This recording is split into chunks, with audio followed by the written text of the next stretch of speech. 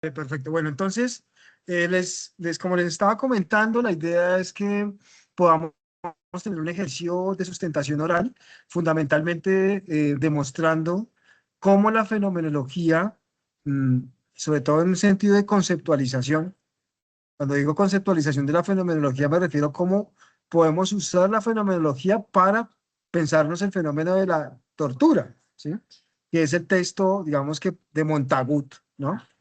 Entonces, inicialmente quiero escucharlos a cada uno de ustedes su versión, digamos, sintética de ese análisis que ustedes pueden hacer al fenómeno de la tortura. Y luego, yo tengo unas preguntas muy definidas del texto. Entonces, esta sustentación va a tener como esos dos momentos. Un momento donde ustedes pueden, digamos, construir su respuesta de manera libre y reflexiva, pero claramente demostrando conocimiento de causa. Y por otro lado, pues yo les formulo una pregunta muy definida para que ustedes me la respondan también en un sentido muy definido y muy específico. ¿Eh? Esa es básicamente la dinámica. Esto se va a unir, ¿no? Esta valoración que tengamos esta tarde se une con la entrega de la ficha de lectura, que pues alguno de ustedes lo sube al entorno de evaluación, y de la síntesis de esas dos valoraciones, digamos la valoración escrita y la oral, determine la nota final del curso en esta fase evaluativa. Y eso es como la explicación breve que hay que hacer para que ustedes tengan claridades. Y bueno, los escucho. Bueno, sobre la pregunta que usted hace, el texto de Montagut no lo conocía. Honestamente me pareció impactante esa lectura que ella hace a partir de esos casos de tortura, ese estudio, no solamente en un primer momento, sino también ese seguimiento que le hace a partir de esas posibilidades nuevamente de retomar los casos. Deja ver en el marco del tiempo, frente a esa experiencia de la tortura, qué ha pasado con las personas. En ese sentido, es un ejercicio fenomenológico muy interesante, en la medida en que estudia la experiencia vivida por estos sujetos, por estas mujeres, a partir de los casos de tortura, siendo la tortura vista desde diferentes horizontes, y considerar esa tortura en diferentes escenarios, como es el lenguaje, el cuerpo, y poderla dimensionar en el escenario de lo que pasa, no solamente en la experiencia inmediata, sino lo que va a seguir sucediendo. Y en ese sentido es interesante poder ver el alcance ontológico que tiene esa situación, la situación de tortura con los sujetos. Bueno, le doy la palabra a mis compañeros. Diego, no sé si quieres hablar tú primero. Vale, déjame a mí primero, por favor, ¿sí? Vale. Bueno, a partir de este texto, pues nos permite ver que pues, la tortura no termina cuando cesa el dolor físico. Continúa la ruptura de la presencia, por así decirlo, la desarticulación del mundo y en la herida invisible que altera la forma misma de existir. Y pues poder comprender este fenómeno exige mirar más allá de los síntomas y también pues de reconocer que lo vulnerado es la estructura más bien esencial del ser en el mundo. Sin embargo, también nos recuerda que allí donde el daño parece, o sea, donde perece totalmente, aún es posible abrir un espacio para que el sujeto recupere su lugar en el mundo y pues reconstituya sus vínculos y vuelva a acceder a la misma palabra, pues como lo dice la reflexión fenomenológica. Entonces no solo nos permite comprender la profundidad de la fractura, sino también de afirmar la responsabilidad ética acompañada y lentamente de la reconstrucción del ser que ha sido llevado al límite.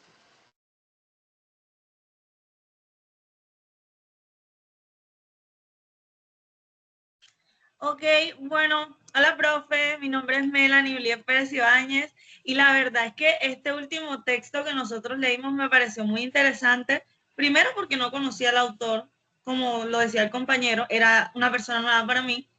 Segundo, porque lo relacioné, no sé si a los compañeros les pasó también, pero yo lo relacioné mucho con lecturas anteriores que habíamos tenido aquí en la aula de fenomenología, Sartre y Heidegger, ellos dos. Primero porque Heidegger y la pregunta por la técnica a mí me gustó mucho, y segundo porque yo lo relacioné porque en la lectura sobre las torturas, en algún punto hablaban sobre los tipos de subjetividad, la intrasubjetividad, intersubjetividad, transsubjetividad y todo eso. Entonces, es como que el Dasein de Heidegger, el ser ahí, deja de ser, a través de la tortura, tú dejas de ser tú y comienzas, o sea, dejas de ser del mundo y comienzas a ser tú, como que decían en una parte que tú estás como muerto por dentro, o sea, como que estabas pero no existías. Entonces eso me pareció muy curioso. Y también lo relacioné con Sartre porque a mí me gustó mucho la lectura de la obra teatral que él tiene de el infierno son los otros. O sea, esa frase me gustó mucho y siento que lo relaciono mucho con la lectura de la tortura porque es a causa de las otras personas que las personas que sufren de torturas tienen más sufrimiento además de la tortura que ya vivieron. Entonces nos hablaban de situaciones políticas, o sea, personas que no tienen identidad, que no son refugiadas en países, o sea, llegan a unos países y no son recibidos. Entonces esas discriminaciones lo que hacen son que las personas, además del sufrimiento que ya vivieron, de donde están escapando, sufran a donde están llegando. Entonces no tienen como un momento de paz en su vida en ninguno de los dos lugares. Entonces dejan de ser ellos con el mundo y comienzan a ser ellos consigo mismos. Y el enemigo comienzan a ser los otros.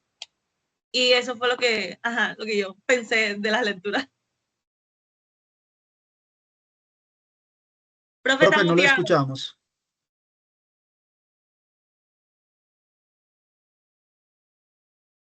Muy bien, ¿ahí me escuchan? Sí, Sí, señor. profe, ahora sí. Bueno, me Eh, gusta mucho la interrelación que está proponiendo Melanie con Heidegger, con Sartre. Eso me agrada bastante porque quiere decir que el curso les ha llegado, que han logrado hacer de alguna manera, esto se llama ejercicios intertextuales, ¿no? Digamos, en la formación filosófica, la intertextualidad es fundamental. ¿Qué es la intertextualidad? Pues el diálogo con los autores, ¿no?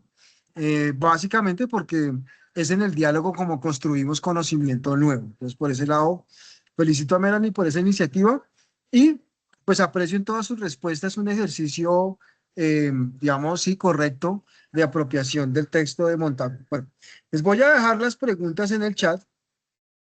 A ver, ustedes como son tres, aunque yo veo que un compañero como que se retiró, quién sabe Sí, qué ya se le hizo. estamos escribiendo al compañero para que entre a responder las preguntas. No sabemos por qué se salió. Sí. Bueno, entonces cada uno me va a dar una versión de estas tres preguntas. La primera pregunta se las voy a leer. ¿Por qué es conveniente para el análisis fenomenológico de la tortura deslindar la relación que se establece entre el verdugo y el torturado? ¿No? Recordemos que, eh, eh, claro, digamos que la fenomenología tiene una intención de estudiar mucho la subjetividad, pero el autor nos advierte que no podemos caer como en análisis subjetivistas de la tortura. Entonces la pregunta trata de averiguar, bueno, ¿por qué no habría que caer en una lectura subjetivista? ¿Qué otras variables habría que considerar para mirar un poco el fenómeno de la tortura más allá de la relación que se establece entre el verdugo y el torturado? ¿Y por qué hay que pensarlo más allá de esa relación? ¿Sí?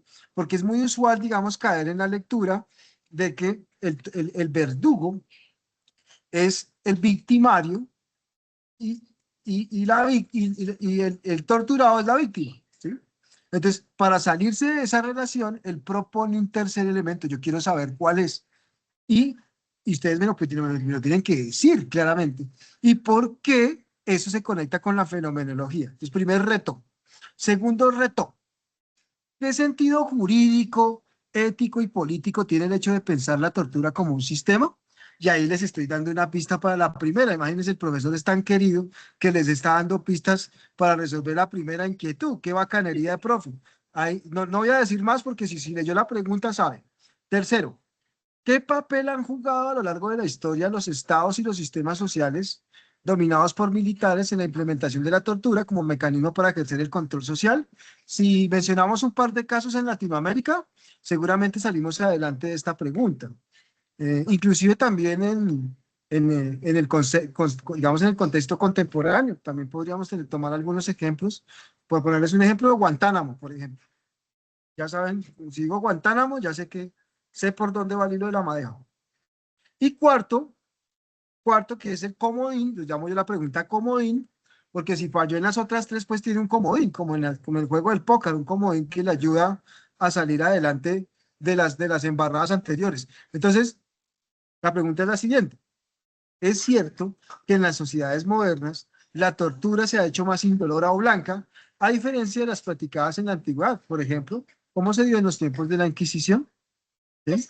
Pues básicamente aquí lo que hay que establecer es en qué consiste la diferencia entre la práctica de la tortura moderna frente a la práctica de la tortura antigua. Entonces, esas son las preguntas que ustedes van a responder.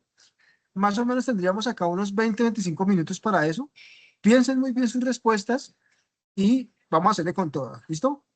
Ánimo. Le pregunto, contestamos una pregunta, por ejemplo, la primera pregunta y damos los aportes cada uno, luego la segunda y así, Total.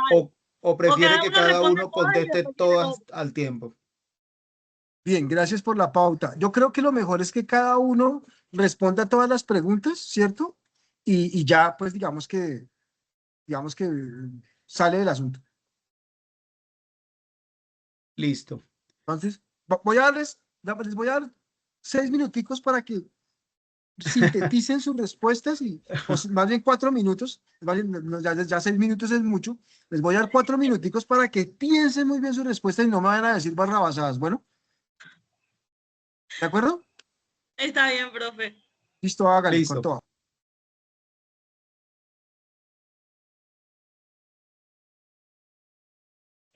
Bueno, listo. Suficiente. Comencemos con la Dios mío. sustentación. Finish. Bueno, Melanie, Agarren. entonces, ¿caricellazo o quieres iniciar tú? ¿Inicio yo? No, comiénzalo, yo soy muy amable. Oh, por Dios, yo soy muy caballeroso.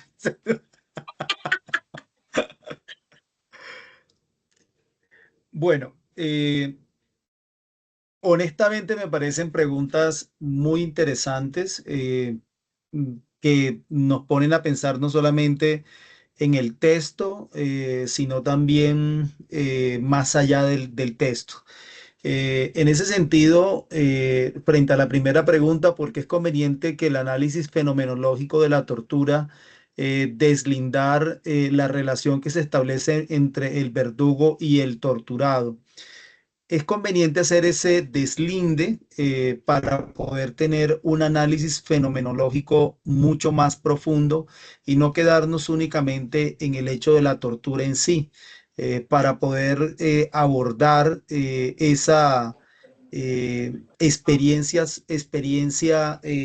subjetiva de cada uno de estos individuos, porque lo que va a hacer ese acto de tortura para el verdugo, que va a ser un acto de poder, viendo el torturado como un objeto, como una cosa, es totalmente diferente a la forma como lo va a vivir el torturado, que va a ver prácticamente su dignidad destruida, su dignidad prácticamente acabada, sometida, vulnerada. Desde ese sentido, el poderlo deslindar nos permite hacer un análisis mucho más profundo, no quedarnos únicamente con el hecho de la tortura.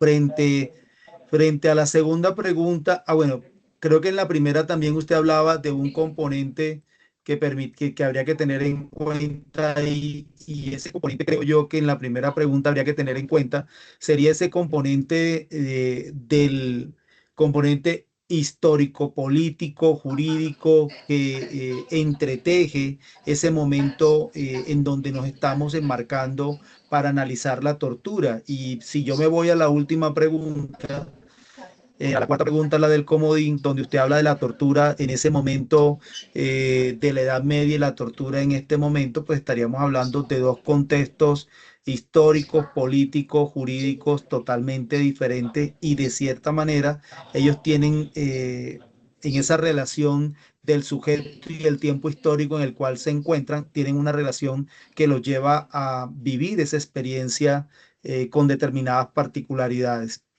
En el sentido, la segunda pregunta de los sentidos jurídico, ético y político tiene pensar la tortura como sistema.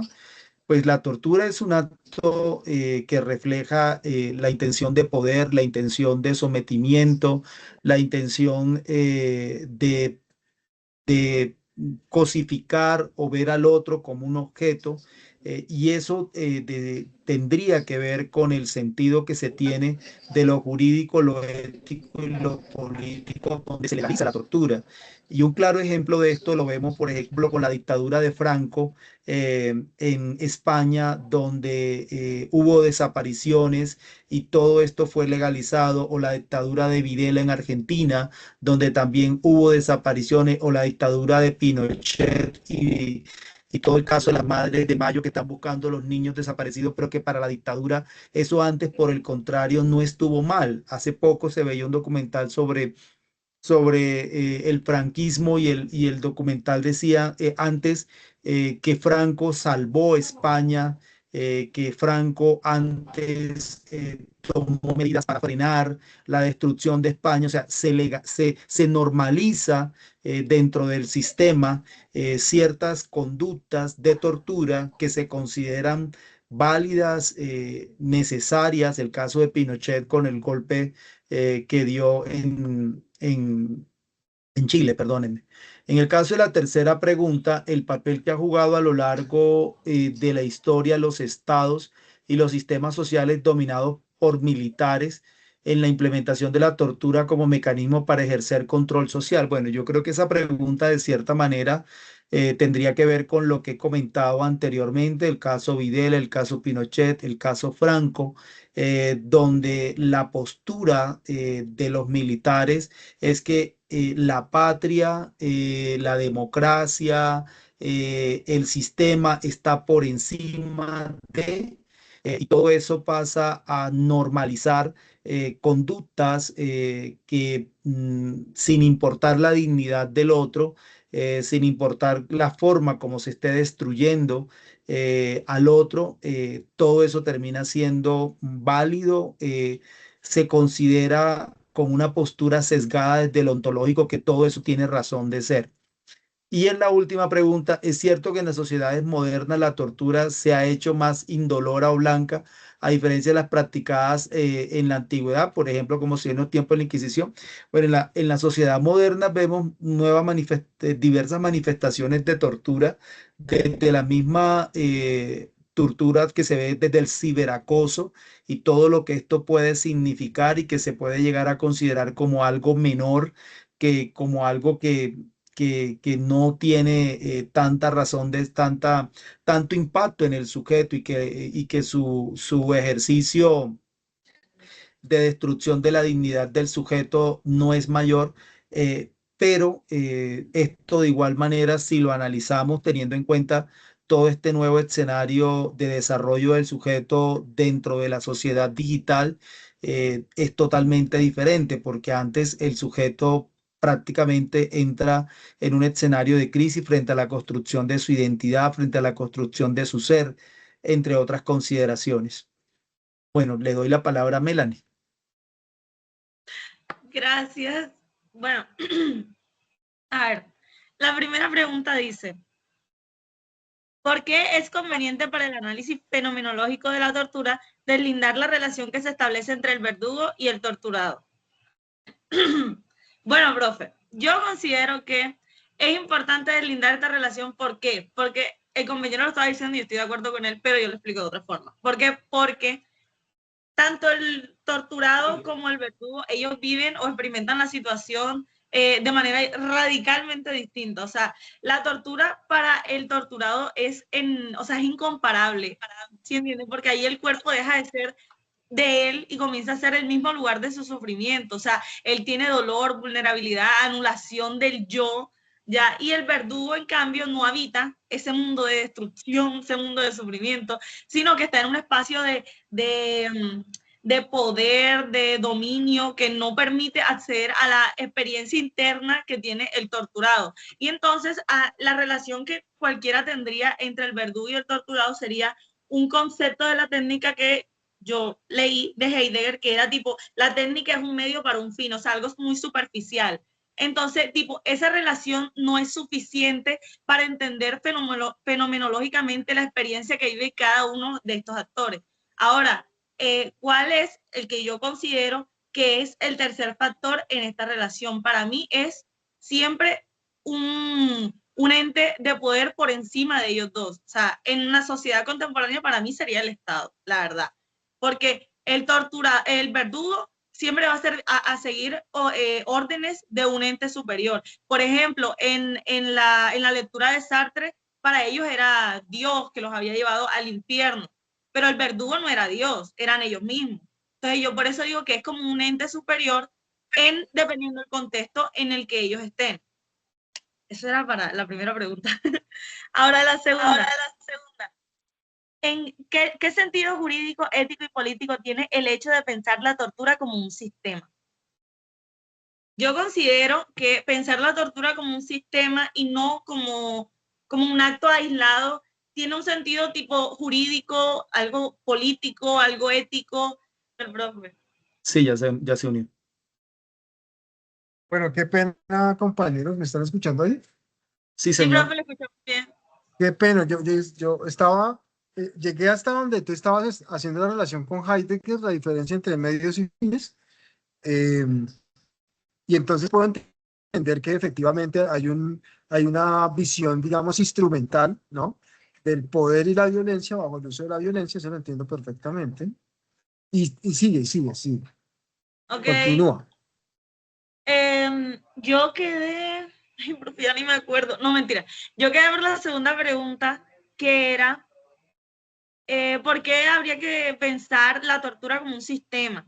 Por ahí quedé yo, profe, a responder. Sí, dale, Pues yo sí. considero que la tortura, al considerarla como un sistema y no solamente como un acto aislado, tiene varios sentidos, o sea, tiene un sentido jurídico, un sentido político, algo ético, o sea, muy relacionados entre sí.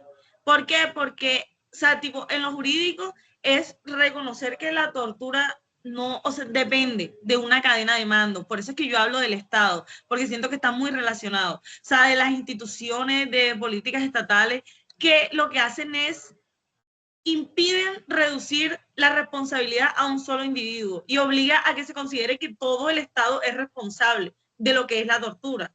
Y ahora, si hablamos de la ética, es como que se evidencia de que la tortura en sí no es como algo accidental, o sea, sino que es algo organizado que deliberadamente destruye la dignidad humana. Ahora, en lo político, pues pensarla como un sistema muestra que forma parte de lo que son estrategias sociales, estrategias de control social, disciplina, silenciamiento de la oposición, que pasa mucho aquí en Colombia, en las cuales el torturado se convierte en un mensaje, o sea, para mí es como un mensaje, que se dirige de él como un ejemplo a la sociedad. Y entonces así la tortura es como más que un acto de violencia, es como una forma de demostrarles a los demás que ellos también pueden sufrir eso si no van acorde a lo que se está diciendo. Ahí voy. Bueno, tercera pregunta. ¿Qué papel han jugado a lo largo de la historia los estados y los sistemas sociales dominados por militares en la implementación de la tortura como mecanismos para ejercer el control social? Bueno, a lo largo de la historia se ha utilizado la tortura como un instrumento para asegurar el control social, que es lo que he estado tratando de explicar, y de mantener el orden político. Entonces, esta práctica de tortura se mantiene por muchas cosas, o sea, por leyes de estado, aquí en Colombia es estado de excepción, doctrinas de seguridad nacional, aparatos de inteligencia tipo clandestino, lo que era el antiguo SAE aquí en Colombia, la creación de enemigos internos que justifican la violencia institucional. Entonces, el compañero se fue como más allá, o sea, él fue más internacional que yo, pero yo me enfoqué en Colombia porque no como una dictadura, pero sí como una tortura sistemática que se utilizó para, por ejemplo, extraer información, destruir movimientos sociales. Ahí me refiero a los líderes sindicales, muchos asesinados, sembrar el miedo en la población y utilizar la fuerza política radical como una forma de quebrar al individuo. Y no solamente al individuo, sino también para, a su vez, desarticular comunidades enteras, o sea, sociedades enteras, mediante la intimidación, el terror y todo eso, el miedo a la población. Nos falta una, ¿verdad? Es cierto que en las sociedades modernas la tortura se ha hecho más indolora o blanca, a diferencia de las prácticas en la antigüedad, por ejemplo, como se dio en los tiempos de la Inquisición. Bueno, yo tengo un momento. Ahí está. La tortura en las sociedades modernas es como, no es que sea blanca o indolora, yo lo veo más es que no es totalmente visible. Tipo, hay mujeres que sufren tortura, pero no les dejan rastro, entonces les dicen como que muéstrame la evidencia, o sea, aquí tienes un morado o no sé qué, pero no tienes nada. Entonces, ¿cómo ellas demuestran que vivieron tortura, por ejemplo, psicológica? O sea, no pueden porque no tienen hechos que lo prueben.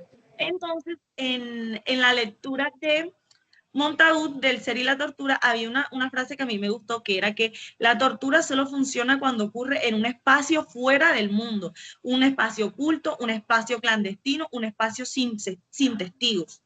Entonces, es que no, yo considero que no significa que sea menos cruel, sino que lo hace más, o sea, es como responde a estrategias de manera de evadir la detección jurídica, la detección política, para evitar los castigos, por decirlo de alguna forma. El torturador vivió su tortura, pero el verdugo no sufre ningún castigo porque él no deja evidencias.